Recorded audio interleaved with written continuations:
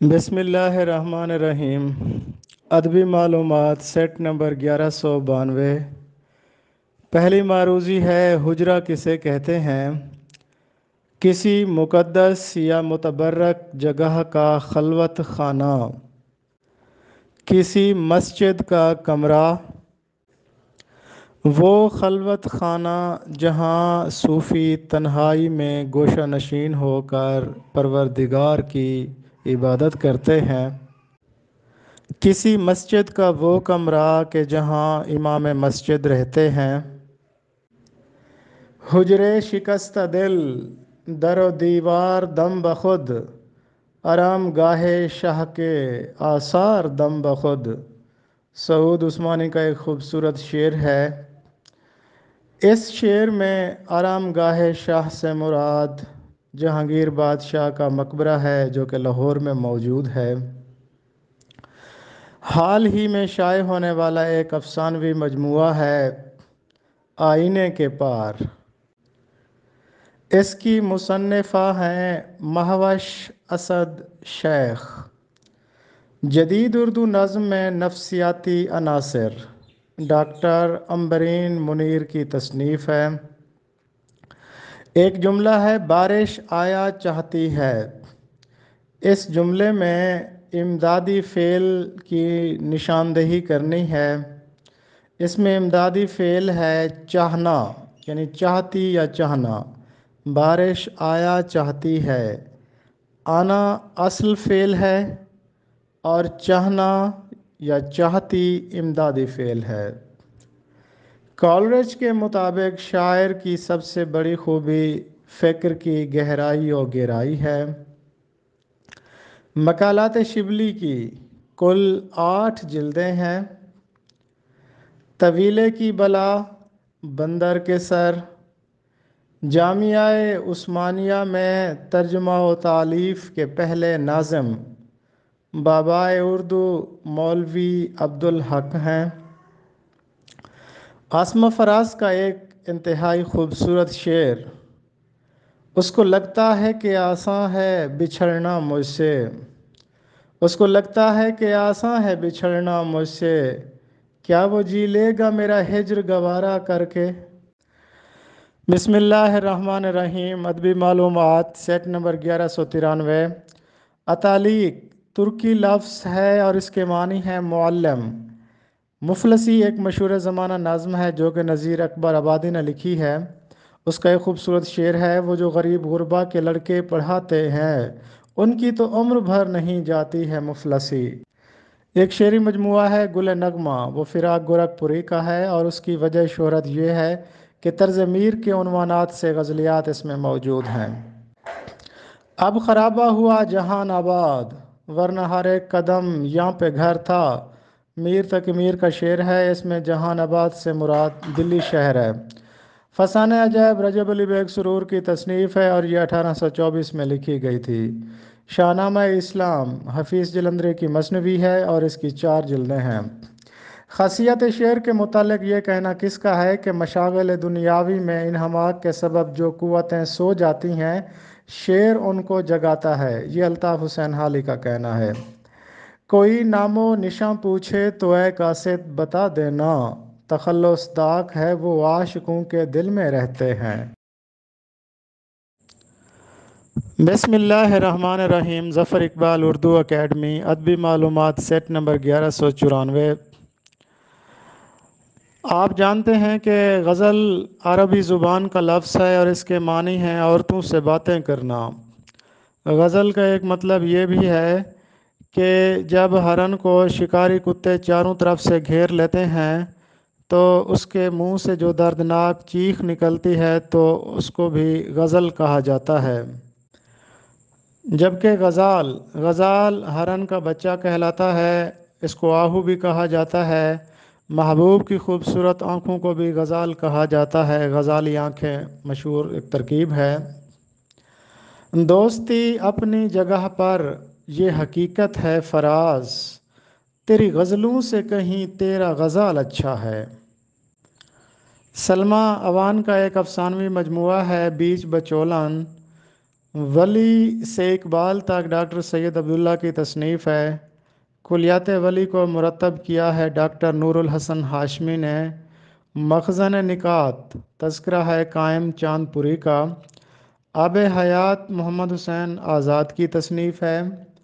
تاریخ گوئی حروف کے عدد سے سال برآمد کرنے کا عمل تاریخ گوئی کہلاتا ہے۔ شاہنامہ اسلام کی ہیئت مثنوی ہے۔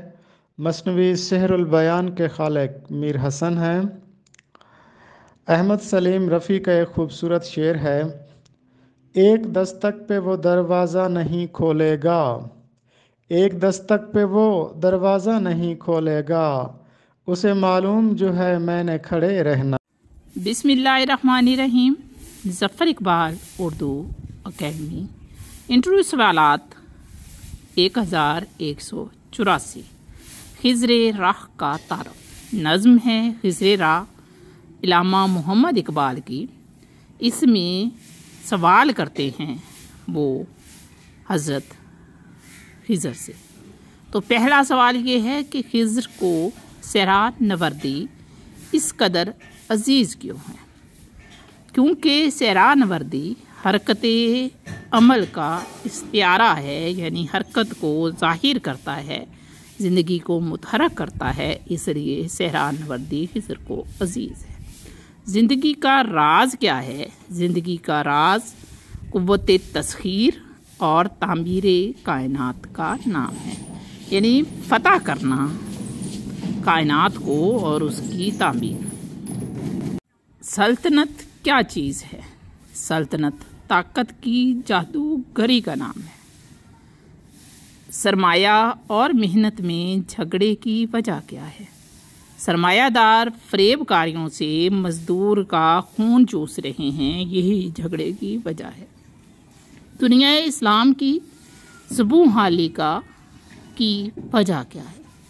ملت اسلامی کی زبوں حالی کی بنیادی وجہ ناتفاقی اور خودی کا فقدان ہے۔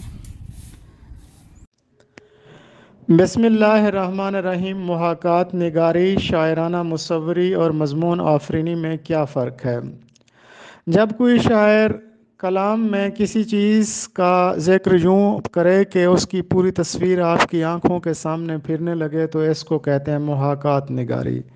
جیسے عابد علی عابد کا ایک شعر ہے کہ دم رخصت و چپ رہے عابد، آنکھ میں پھیلتا گیا کاجل۔ شاعرانہ مصوری کلام میر کی سب سے بڑی خوبی ہے کہ کلام میں چند چیزوں کا یوں بیان کرنا کہ وہ آپ کے جذبات پر اثر ڈالیں، تو اس کو کہتے ہیں شاعرانہ مصوری۔ جیسے میر کا ایک شعر ہے کہ نازو کی اس کے لب کی کیا کہیے، پنکھڑی ایک گلاب کی سی ہے۔ اس کے بعد ہے مضمون آفرینی۔ یہ کلام غالب کی سب سے بڑی صفت ہے کہ آپ کسی چیز کے مخفی یا خفیہ پہلو کو اجاگر کرتے ہیں۔ جیسے وہ موت کو خوشی کی علامت سمجھتے ہوئے کہتے ہیں کہ عشرت قطرہ ہے دریا میں فنا ہو جانا، درد کا حد سے گزرنا ہے دوا ہو جانا۔ غالب کے دیوان کی پہلی غزل کا دوسرا شعر ہے کاو کاوے سخت جانی ہائے تنہائی نہ پوچھ، صبح کرنا شام کا لانا ہے جوئے شیر کا۔ اس میں غالب کا ندرت بیان بھی ہے کہ جوئے شیر جیسے محاورے کو تلمیح کے طور پر استعمال کیا، اور تخیل کی بلندی دیکھیے کہ ایک ہی شعر میں 3 تشبیہات کا استعمال کر دیا۔ اب سخت جانی کو کوہکن سے، شب ہجراں کو سختیوں سے یا پہاڑ کے کھودنے سے، صبح کی سفیدی کو جوئے شیر سے تشبیہ دی ہے۔ بسم اللہ الرحمن الرحیم۔ اکبر شاہ ثانی اور شاہ عالم ثانی کا تعارف کرائیے۔ شاہ عالم ثانی جن کا تخلص آفتاب تھا، یہ 1727 کو پیدا ہوئے اور 1806 کو ان کا انتقال ہوا۔ ان کا اصل نام تھا مرزا عبداللہ گوہر اور ان کا تخلص آفتاب تھا۔ یہ بہت اچھے شاعر تھے جن کو 20 جولائی 1788 کو غلام قادر روہیلہ نے اندھا کر دیا تھا۔ یہ بہادر شاہ ظفر کے دادا تھے۔ یہ 1760 میں بادشاہ بنے تھے اور ان کی حکومت دلی تک محدود تھی۔ اس لیے ایک کہاوت تھی یا مقولہ تھا کہ حکومت شاہ عالم از دلی تا پالم، پالم دلی کے قریب کا ایک علاقہ تھا۔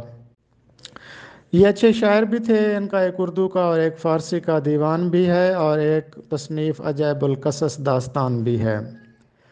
اکبر شاہ ثانی یہ بہادر شاہ ظفر کے والد تھے۔